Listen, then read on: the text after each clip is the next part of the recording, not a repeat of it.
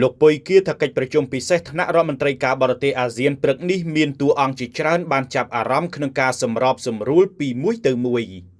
លោកពុយគៀប្រធានក្លឹបអ្នកកាសែតកម្ពុជាបានធ្វើសេចក្តីថ្លែងការណ៍ខ្លីថាកិច្ចប្រជុំពិសេសថ្នាក់រដ្ឋមន្ត្រីការបរទេសអាស៊ាននៅម៉ាឡេស៊ីនៅថ្ងៃទី22ខែធ្នូនេះគឺមានសកម្មភាពជួបប្រជុំយ៉ាងសកម្ម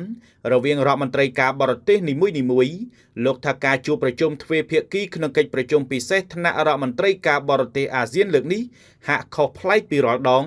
ដោយលើកនេះគឺមានកិច្ចប្រជុំទ្វេភាគីមុនពេលកិច្ចប្រជុំពេញអង្គជាងនេះទៀតលោកពុយគៀបានគូបញ្ជាក់ថាក្នុងកិច្ចប្រជុំនេះមានតួអង្គជាច្រើនបានចាប់អារម្មណ៍ក្នុងការសម្របសម្រួលពីមួយទៅមួយកិច្ចប្រជុំពិសេសរបស់រដ្ឋមន្ត្រីការបរទេសអាស៊ានបានចាប់ផ្ដើមមុននេះបន្តិចហើយមុននឹងកិច្ចប្រជុំចាប់ផ្ដើមហ្នឹងគឺមានការជួបប្រជុំដោយឡែកទ្វេភាគី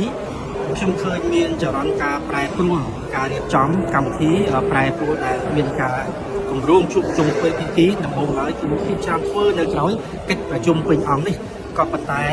ព្រឹកមិញនេះពេលដែលគណៈប្រតិភូ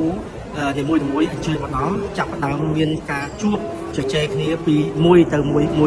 នុងនោះឃើញតួអង្គសង្ឃបរិយរដ្ឋមន្ត្រីការបរទេសសង្ឃបរិយបានដើរតួនាទីសំខាន់ដែរជួបជាមួយការបរទេសរបស់ថៃហើយបានមកជួបជាមួយនឹងរដ្ឋមន្ត្រីការបរទេសរបស់កម្ពុជាដូច្នេះអាចប្រហែលជាមានអ្វីដែលលោកខំព្យាយាមសម្របសម្រួល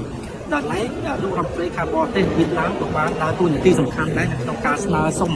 នានារួមទាំងជាតែត្រូវពាក់ព័ន្ធបន្តដោះស្រាយបញ្ហាកម្ពុជានិងថៃនេះហើយដោយឡែកម៉ាឡេស៊ីក៏ខំប្រឹងប្រែងជួបពីមួយទៅមួយដូច្នេះខ្ញុំឃើញសកម្មភាព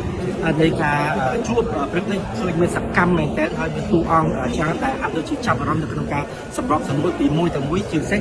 គឺសង្ហបរិយតែម្ដងហើយក្រៅពីនេះឥណ្ឌូនេស៊ីក៏ជាតួអង្គមួយទៀតដែលខ្ញុំបានពិភាក្សាលេងខាងក្រៅផ្លូវការសង្ហឥ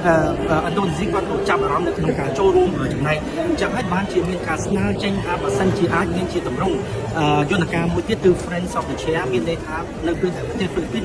ធ្វើជាប្រទេសអាស៊ាននៅឆ្នាំក្រោយនោះអញ្ចឹងអាចប្រទេសដទៃទៀតដែលចាប់អារម្មណ៍នៅក្នុងការជួយដល់ចំនួនកម្ពុជាថៃនេះគឺអាចចូលរួមជួយបានមិនចាំបាច់តែប្រទេសមួយឬក៏ពីរនៅក្នុងអាស៊ាននោះទេ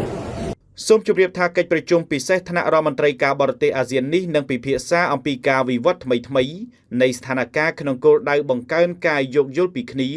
និងជំនឿទុកចិត្តទៅវិញទៅមកជំរុញការបន្ថយភាពតានតឹងនិងស្ដារឡើងវិញនៅសន្តិភាពស្ថិរភាពនិងទំនាក់ទំនងភាពជាអ្នកជិតខាងល្អរវាងកម្ពុជានិងថៃ